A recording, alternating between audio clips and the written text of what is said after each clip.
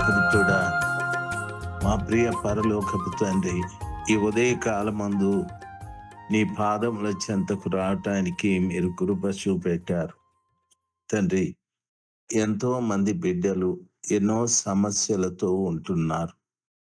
ప్రభా, కొందరు ఆర్థిక ఇబ్బందులతో, అనారోగ్యంతో, రకరకాలైన సమస్యలతో బిడ్డలు ప్రభా ఎటూ తోచని స్థితిలో ఉంటున్నారు.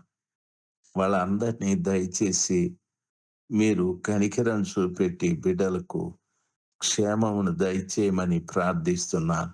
ఆ బిడ్డలు మీ పాదాల చెంత చేసే ప్రార్థన ఆలకించమని ప్రార్థిస్తున్నాను తండ్రి.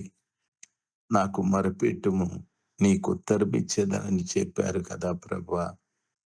ఎందరో బిడ్డలు ఏడుస్తూ ప్రార్థిస్తున్నారు తండ్రి. ఉపవాసాలుంటూ ప్రార్థిస్తున్నారు తండ్రి. దయచేసి బిడ్డల్ని కనికరించండి. మీ కృప వారి మీద ఉంచి వారి అవసరాలన్నీ తీర్చండి. యేసయ్య నామంలో ప్రార్థన చేసి వేడుకుంటున్నాము తండ్రి. Amen, amen. ఆగస్టు మాసం 28వ తారీఖు 2026 శుక్రవారం. ప్రియులారా, ఎస్తేరు గ్రంథము 2వ అధ్యాయం 3వ వచనం. అక్కడ అందమైన కన్యకలను రాజు కొరకు వెదకాలని, అందు నిమిత్తము సౌందర్యవంతులైన కన్యకలందరినీ సమకూర్చి, తరువాత షూషను కోట అంతఃపురమునకు చేర్చి, స్త్రీలకు కాపరియగు రాజు యొక్క నపుంసకుడగు హేగే వశమునకు అప్పగించున్నట్లు రాజు తన రాజ్యము యొక్క సంస్థానములన్నిటిలో పరిచారకులను నియమించును గాక. శుద్ధి కొరకు సుగంధ ద్రవ్యములను వారికిచ్చిన తరువాత రాజు ఆ కన్యకలలో దేని యందు ఇష్టపడునో ఆమె వస్తీకి బదులుగా రాణి అగును. ఈ మాట రాజునకు అనుకూలమాయను గనుక అతడు అలాగూ జరిగించాడు. ప్రియులారా, ఈ మాటల్ని గురించి దేవుని వాక్యము సెలవిస్తుంది. వస్తీ కంటే యోగ్యురాలను ఎన్నిక చేసుకోవటానికి 127 సంస్థానాలలో అందమైన వారిని, తరువాత సౌందర్యవంతులను, తరువాత కన్యాత్వము కలిగినటువంటి వారిని అందరినీ సమకూర్చాలి. వారిని అందరినీ అంతఃపురములో హేగే వశమునకు అప్పగించాలి. తరువాత వారిని సుగంధ ద్రవ్యములతో వారికి శుద్ధి చేస్తూ రావాలి. నేను అందమును గూర్చి, సౌందర్యమును గూర్చి చెప్పాను. కన్యాత్వమును గురించి కూడా మాట్లాడుతూ వచ్చాను. అయితే సుగంధ ద్రవ్యములు అనే మాట చాలా అవసరం. ఈ సుగంధ ద్రవ్యములు మంచి సువాసన కలిగించేటటువంటి పదార్థాలు. వీటిని ముఖ్యంగా అభిషేక తైలానికి, ధూపమునకు, ఎవరైనా చనిపోయినప్పుడు సమాధి చేయుట అనేటటువంటి కార్యక్రమాలకు వీటిని ఉపయోగిస్తూ ఉంటారు. ప్రియులారా, అభిషేకం అంటే యాజకులను అభిషేకించే విషయంలోనూ, రాజులను అభిషేకించే విషయంలోనూ, ధూపం అంటే మహోన్నతుడైన దేవునికి ధూప ద్రవ్యములు అర్పించే విషయంలోనూ, సమాధి అంటే చాలా గొప్పవారు చనిపోయినప్పుడు వారి శవములకు ఇటువంటి తైలములన్నీ కూడా రాసి కొద్ది కాలం వారి శవము చెడిపోకుండా ఉండటానికి వీటి చేత వారిని భద్రపరుస్తూ ఉంటారు.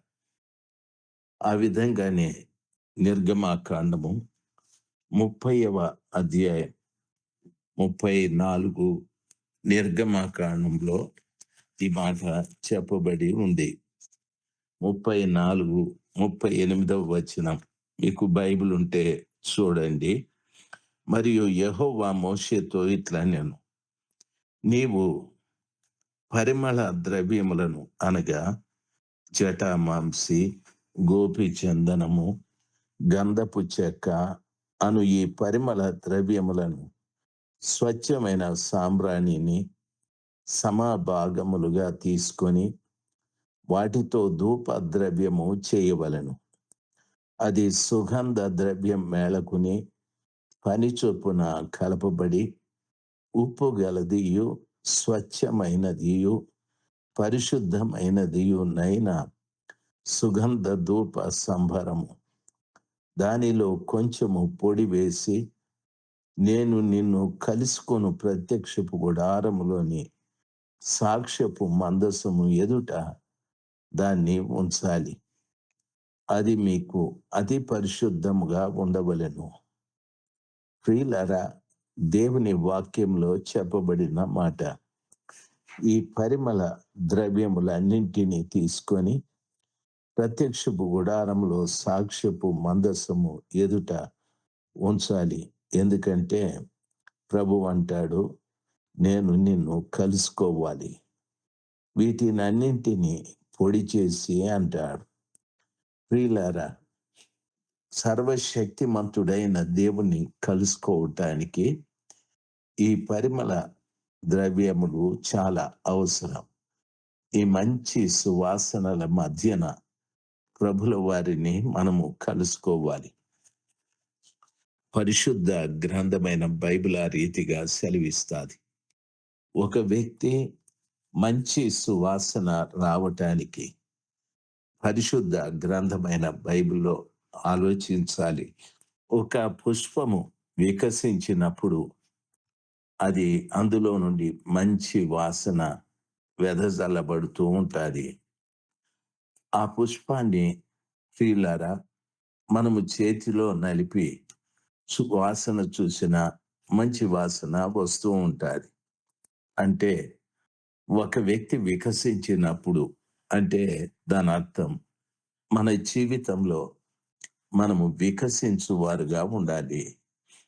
మనం వికసించాలంటే మన నోటి మాటలు, మన ప్రవర్తన, మన జీవిత విధానము ఇవన్నీ కూడా చాలా బాగా ఉండాలి. దేవుని పిల్లలుగా మీకు నా మనవి, మనము రక్షించబడ్డాము అన్న తరువాత మన భాష ఎలాగుందో ఆలోచించాలి. మన ప్రవర్తన ఎలాగుందో ఆలోచించాలి. ఆ రీతిగా ప్రభువు మహిమార్థంగా మనం జీవించాలి. ఈ సుగంధ తైలాలు ఇంకా కొంచెము వాక్యాన్ని మనం విందాం. యోహాను సువార్త 19:39-40 వచనంలో నికోదేము యేసు ప్రభుల వారి శరీరాన్ని సమాధి చేయడానికి పోయినప్పుడు బోలము, అగరు ఇవన్నీ కూడా తీసుకొచ్చి ప్రభు శరీరానికి వాటిని రాశాడు. ఎంత గొప్ప భాగ్యం నికోదేముది! సర్వలోకం కొరకు, సర్వలోకంలో ఉన్న ప్రజల పాపం పరిహరించటానికి చనిపోయిన యేసు ప్రభుల వారి దేహానికి అగరు, తరువాత ఆయన బోళమును యేసు ప్రభుల వారి దేహానికి పట్టించాడు. ఎంత గొప్పవాడు సీమోను! ప్రియులారా, గమనించాలి. పాపపు వాసన పోవునట్లుగా మహోన్నతుడైన దేవుని శరీరమునకు వీటిని పఠించారు. మార్కు సువార్త 16వ అధ్యాయం 1వ వచనం. స్త్రీలు యేసును అభిషేకించడానికి సుగంధ ద్రవ్యాలు తీసుకొని వెళ్ళారు. మార్కు సువార్త 16వ అధ్యాయం 1వ వచనంలో చెప్పబడింది. లూకా సువార్త 23:56లో కూడా వారు సుగంధ ద్రవ్యములు, పరిమళ ద్రవ్యములు సిద్ధము చేసుకొని విశ్రాంతి దినమున ఆజ్ఞ ప్రకారం విశ్రమించారు. అవి తీసుకొని సమాధి దగ్గరికి వెళ్ళారు.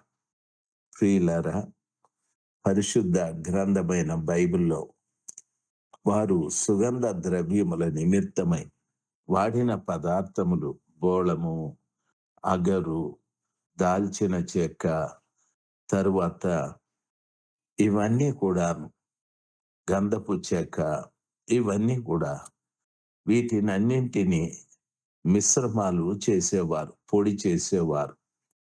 తరువాత ఈ సుగంధ ద్రవ్యములు మంచి వాసన, ప్రతిగా మనము విశ్వాసులమైన తరువాత ఇటువంటి వాసన రావాలి. బైబిల్లో మీరు చదువుకున్నట్లయితే 2వ కొరింథీయులకు రాసిన పత్రిక 2వ అధ్యాయం 15వ వచనములో రక్షింపబడు వారి పట్లను, నశించు వారి పట్లను మేము దేవునికి క్రీస్తు సువాసనయై ఉన్నాము అని చెప్పాడు. అంటే దాని అర్థం, ప్రభుని నమ్ముకున్న ప్రతి బిడ్డ క్రీస్తు సువాసనగా రక్షింపబడిన వారికి, నశించిపోతున్న ప్రజలకి మధ్యన క్రీస్తు సువాసనగా ఉండాలి. నీ మాట, నీ ప్రవర్తన, ఇవన్నీ కూడా ఎదుటి వాళ్ళు గమనించి యేసు ప్రభుల వారు ఇలాంటి వారా అని గుర్తెరగాలి. ఆ గొప్ప కృప దేవుడు మనకు దయచేయునుగాక. ఆమెన్. ఆమెన్.